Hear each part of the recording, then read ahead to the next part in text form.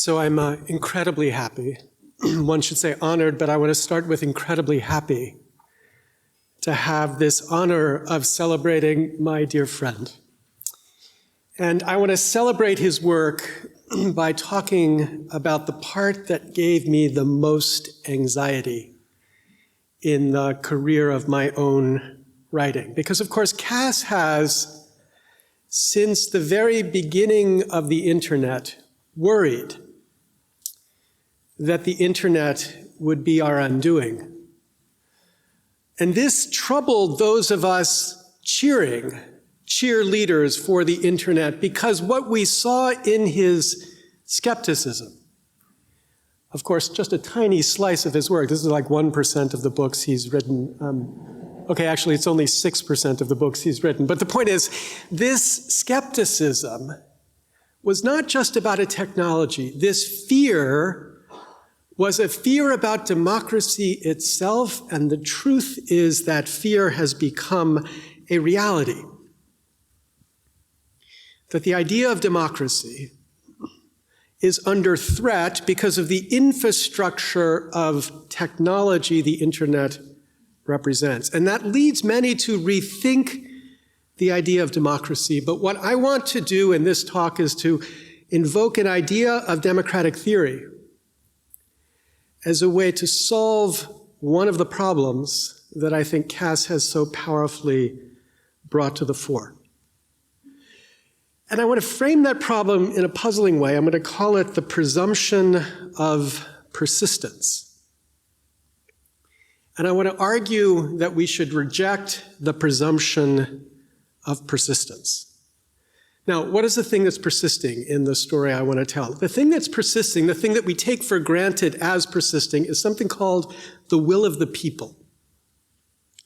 We imagine that thing is out there, that it is knowable, that it is measurable, and we give it a normative significance. And it's that I want to call the presumption of persistence. We presume it's there, and we take it seriously. And a little counterintuitively, I want to say we should reject that idea. Instead, I want to argue that we should think about the will of the people kind of the way that we think about Schrödinger's cat. It doesn't exist until we construct it, and construct it in a normatively appropriate way. Until it is constructed, it should have no normative significance in a democracy. Now, should is a very strong word here, because now it clearly does.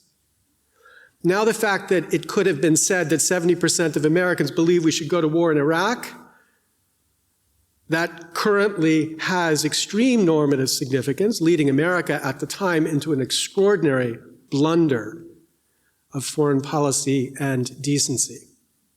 But my argument here is about why it shouldn't have that kind of normative significance, and to offer some techniques that we might embrace as democracies to resist that significance. Okay, so the first step in problematizing this idea of the persistent will of the people is to recognize just how bizarrely modern the notion is. There's always been an idea of the will of the people out there, but before polling, that idea was always a metaphor. It was interpretive, kind of like the Catholic priest explaining God's ideas to the people. Of course, this is not a Catholic priest, he's Methodist, but you get the idea. I couldn't find a Catholic priest picture, but the idea is, it's not, you can't understand the Bible or the words of God. I have to explain them to you. They're there, but you have no access to them. Just trust me, and I'll explain what God wants you to do. That was the sense of the will of the people for most of our history. And even the idea that there would be such a thing as the will of the people was not taken for granted by all. Of course, Hobbes had the idea of the sleeping sovereign, which suggests that the sovereign, if the sovereign in a democracy is asleep, means that the will is not persistent, it's episodic, And maybe it appears in what Bruce Ackerman calls constitutional moments, but between those moments, the people are asleep, and while they're sleeping, there is no present will of the people. Now, the point is, for Hobbes, that was a feature. But for later theorists, it became a bug. James Bryce, in his really masterful work, The American Commonwealth, in 1888, describes again and again how we understand what the will of the people is and how American democracy understood what the will of the people was. But he described in that book, quote, the final stage in the evolution of democracy would be reached, quote, if the will of the majority of citizens were to become ascertainable at all times. And that idea, that dream, was the dream of democratic theorists. That if we could just pierce and reach the people in their minds, we would know what we should do as democracies.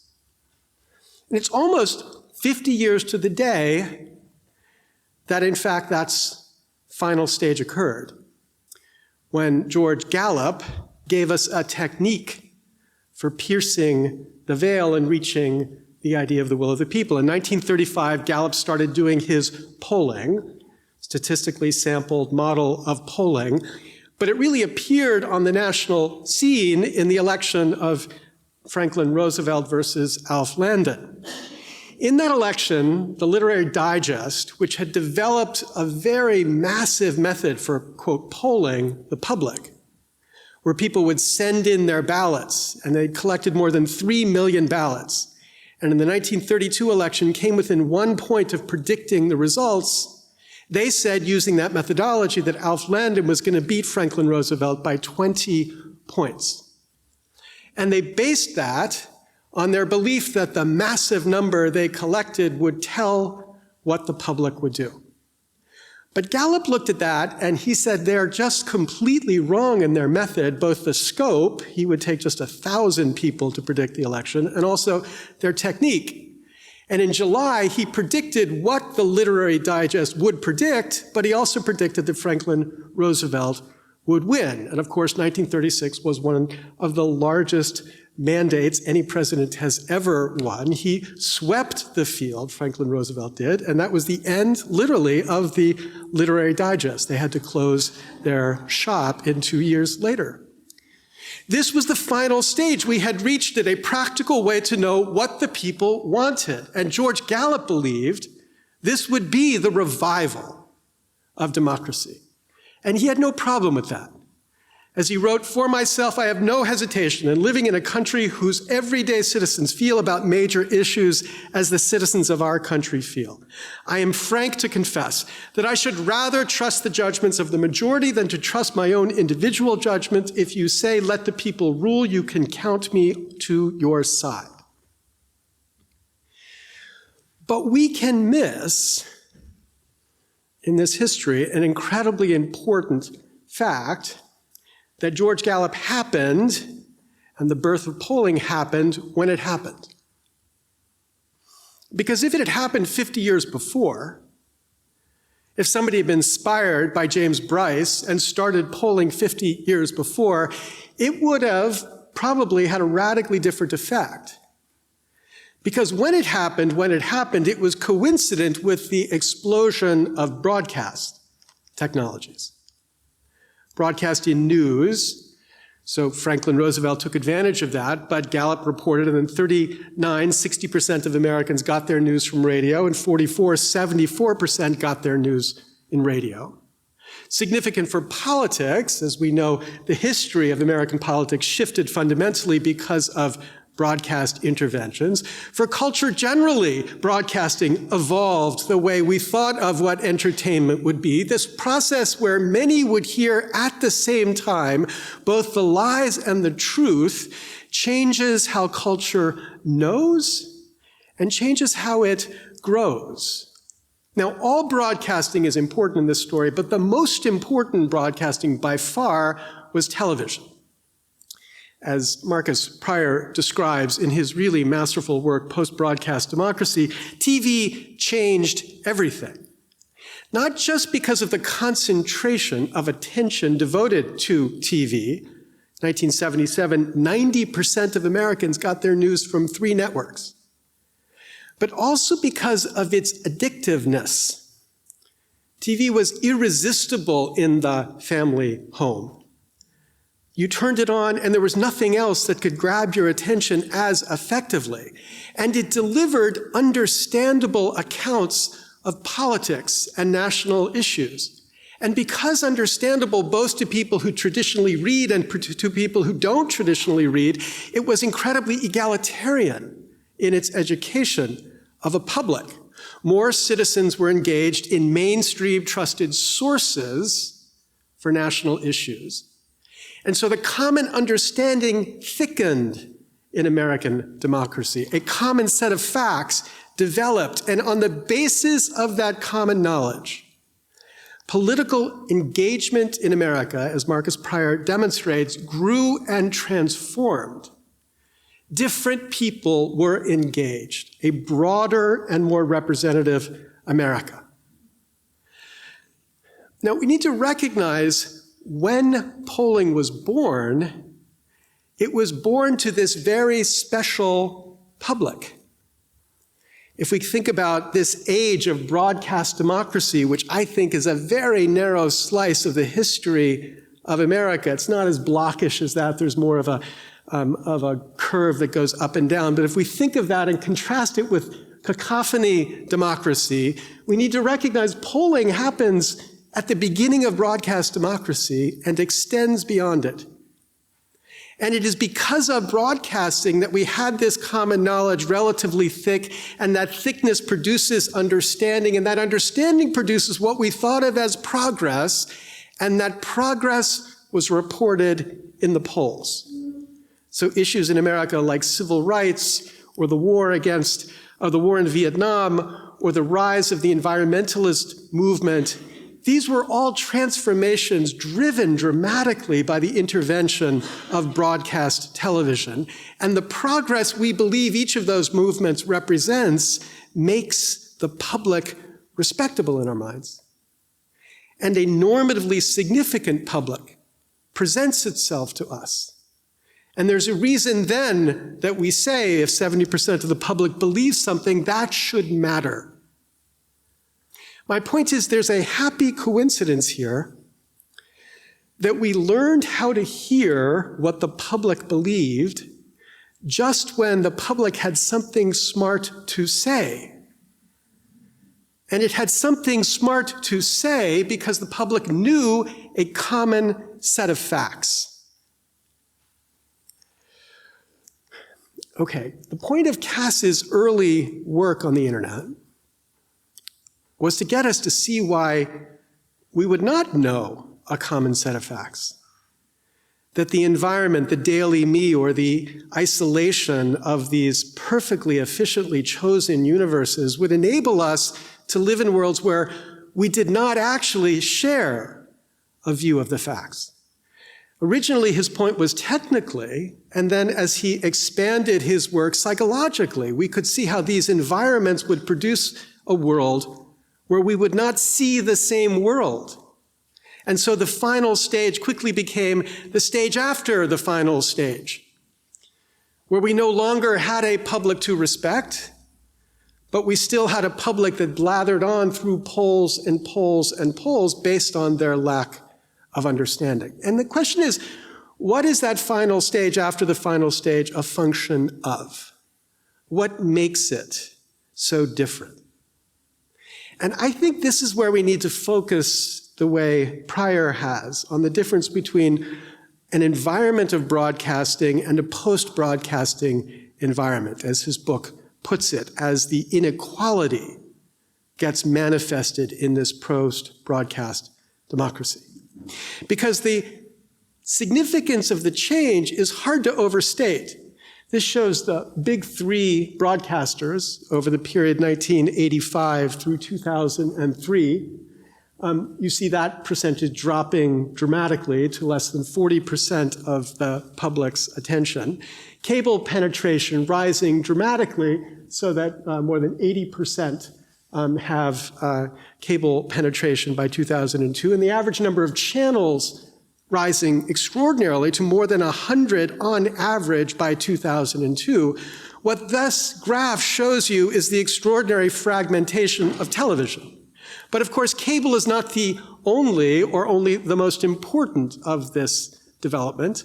The internet takes that fragmentation and explodes it beyond anybody's imagination, so that we have many, many sources of information and news producing extraordinary fragmentation of culture and democracy.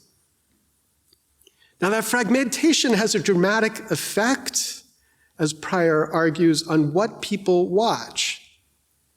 In the cable television world, those who had been forced before to watch the news, because that's all that was on between 6 and 7 every night, and there was nothing else to do except to watch television, those who were forced didn't watch the news now because they were no longer, quote, forced. They could switch to basketball or old movies. And those who remained focused on the news were what we call news junkies and increasingly partisan junkies. And the point is that changed the business model of the broadcasters who were engaged in attracting people to their shows. What they learned was that the partisan pays, and the more partisan they were, the more it paid. Technical fragmentation thus yields the incentive to fragment even more.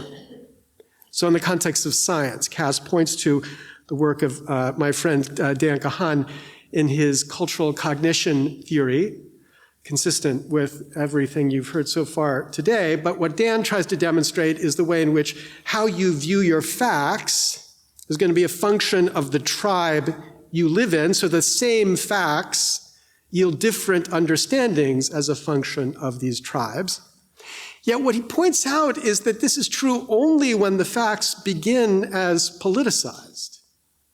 So for example, with climate change, in the American history of this debate, at first all seemed to agree. 2008, just a decade ago, we had a presidential election where both candidates from both parties embraced the idea of climate being affected by man-made interventions.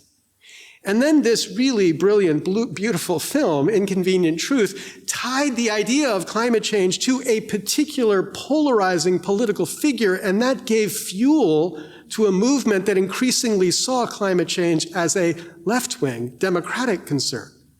And now we live in a world where they on the right can't hear us on the left when we want to talk about climate change. They rendered partisan this debate, and the truth, therefore, of this debate got ruined. But not all science is partisan in this way.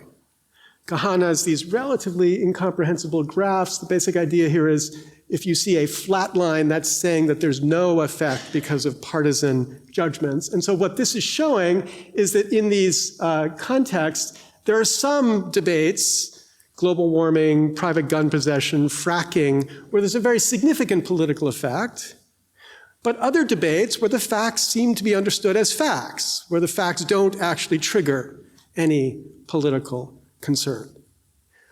But if we look at that as scientists, we could say this is hopeful, but if you looked at that as a marketing director at MSNBC or Fox News, you look at the bottom two rows as potential markets for partisan creation of views. Because if you could render these partisan, then you could render the attraction to your side even stronger with respect to these particular debates. So if media's business is to polarize, the return from rendering partisan these right now not partisan debates creates an interest for media. It's an interest in making us stupid.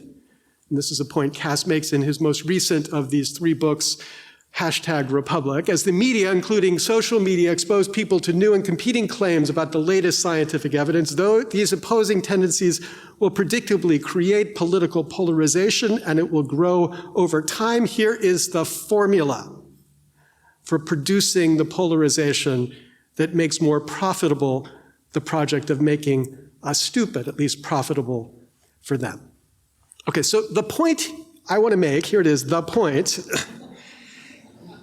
is if there was intelligence before, the conditions that produce that intelligence have changed. I would say they've disappeared. And while that's a great thing for culture, who can imagine the 1960s producing something like the Game of Thrones? Or, I know Francis Fukuyama has this idea of the end of history with respect to democracy, but I don't know how we could have culture better than Better Call Saul, and this is a product of this diversity. It's extraordinarily productive to have these billion channels for producing all sorts of new creativity for culture. But it's a terrible thing for knowledge. And it's a terrible thing for democracy because common knowledge, political knowledge, declines. And so if there was a public with a will in the days of broadcast democracy, there is no such public now. There instead now is many publics with many different wills. But still the presupposition of normative authority, a presupposition which of course depends upon conditions which are now gone. Okay, so how does one respond? Well, there's the anti-democracy response. We see it flourishing everywhere around the world. I've seen it personally in the United States. I was at an event with a bunch of billionaires at a dinner in Aspen, Colorado, and the whole dinner was focused on how stupid the people were. The people were absurd. And so what we need to do is to develop techniques for ignoring the people. We need to develop the idea that the people should be ignored, so let's find ways to frame evolution in democratic theory to ignore the people.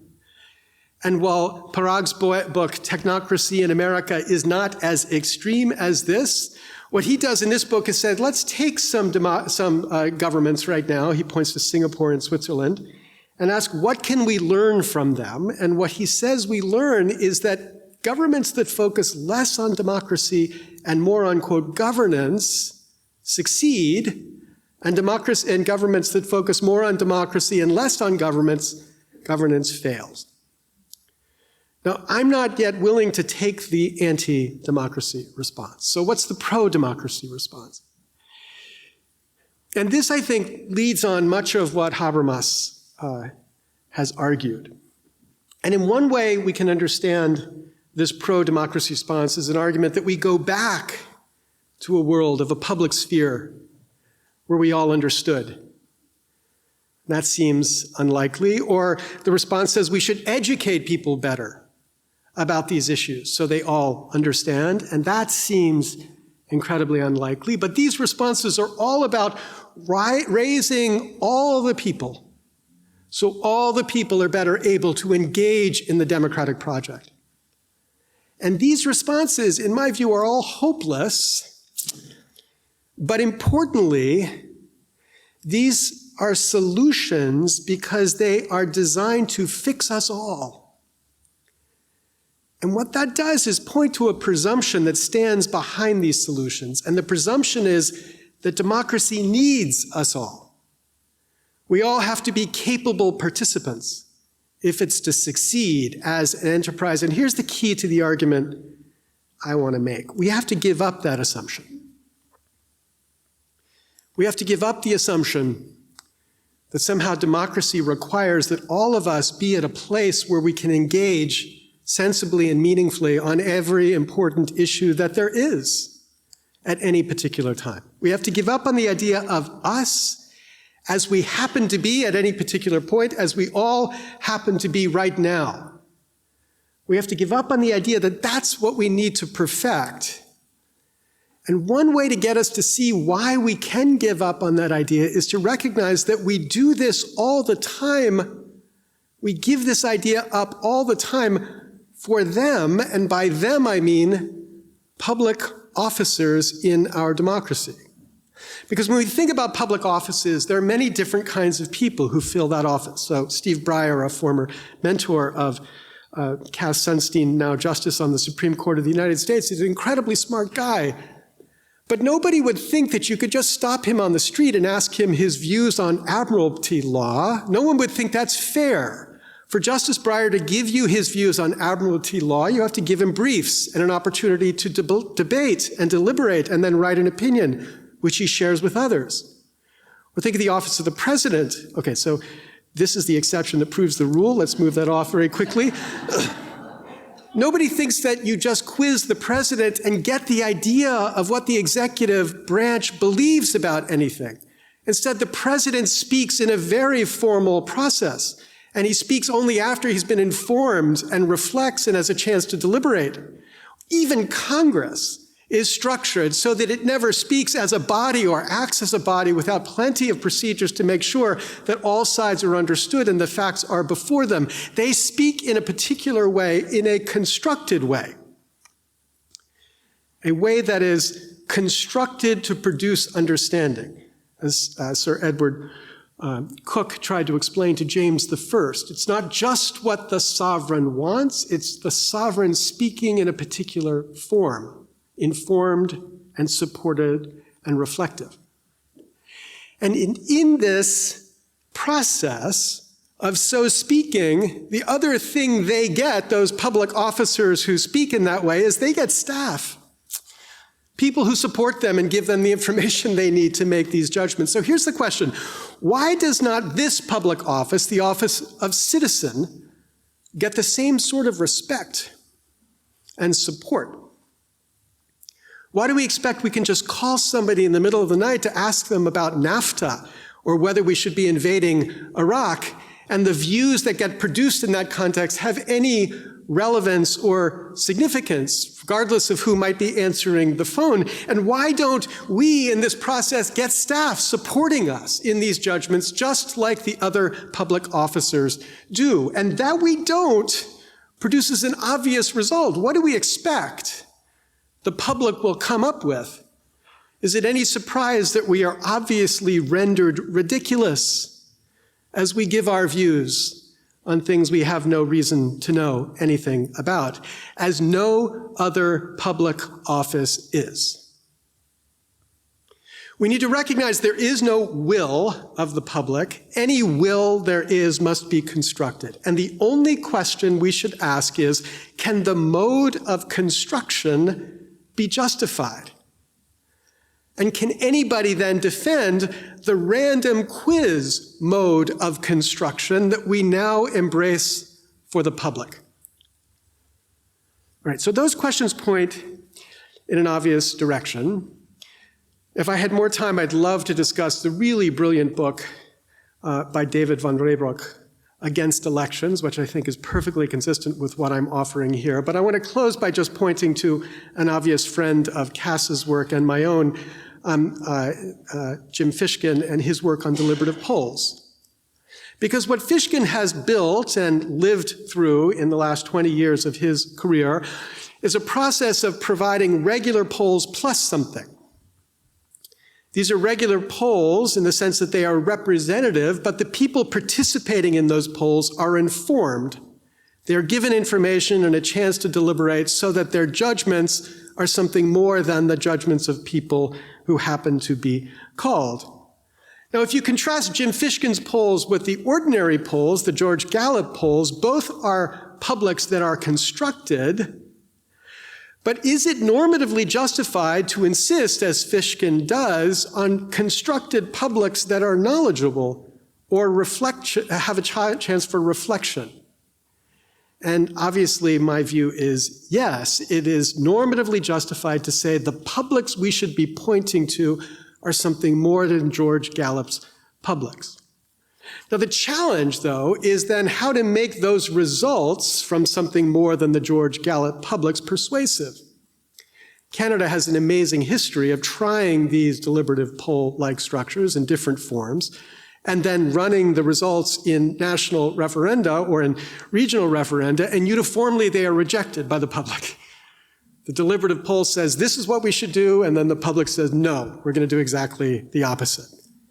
And so we have to think about strategies to get people to recognize why they should not be insulted by the views of we the people, not all we the people, but we the people informed and reflective. And those strategies, I think, are this. First, we need to utter the obvious loudly and repeatedly.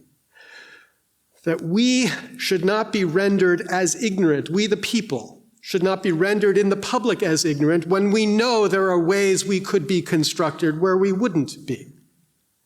Number two, we need to demonstrate alternatives. A year ago, I was in this extraordinary place where this is not a painting, it's actually a photograph of people. This is Mongolia. This is a picture of Mongolia in a very literal sense. This is a random selection of Mongolians, 700 Mongolians, who, perfect proportion of every kind of category you could think is relevant, who were gathered together in Ulaanbaatar to conduct a deliberative poll to review proposed constitutional amendments that the government had proposed and which the law required to be filtered through a deliberative poll before the parliament was allowed to vote on it. And what I watched over that weekend with the help of a translator was people deliberating sensibly and with an informed basis on these really fundamental constitutional changes. And what it produced was social and political deference in the public to their ideas, which then were reflected in how the parliament reacted. And one could imagine, one could dream, or at least let's just assume one could hope, a similar development in democracies beyond places like Mongolia. So imagine in the United States, there would be topics or problems that could be identified by Congress or the president, and then they would convene at the same time 5 independent deliberative polls around the country. 500 or 700 people randomly selected, representative of the public, who were given the information and deliberate about what the answers to these problems would be. And then answers would advise the policymaker about what they should do. Not instead of the George Gallup poll, but in addition to the George Gallup polls. A kind of inverse Gresham's law here, with the idea that the good will, the constructed will through informed deliberation, could drive out the bad will, with the hope that the contrast between 70% of Americans believe we should go to war in Iraq and 30% of deliberating Americans believe we should go to war in Iraq would give policymakers a reason to follow something other than the George Gallup poll. Now, this is one response, and I guess I want to end by saying, if not this response, then what? Because we have to accept a response is needed. We have to acknowledge we, the people, are increasingly embarrassing. And the embarrassment here has consequences, because there are plenty in the world who would leverage that embarrassment to democracy's demise. We need a better us if this idea of democracy is to survive. And I think we find that better us in the practice Cass has lived throughout his academic and public career, in the humble, small steps of integrating diverse disciplines of knowledge to the hope that humans can be brought back to the very best that they can be. Thank you very much.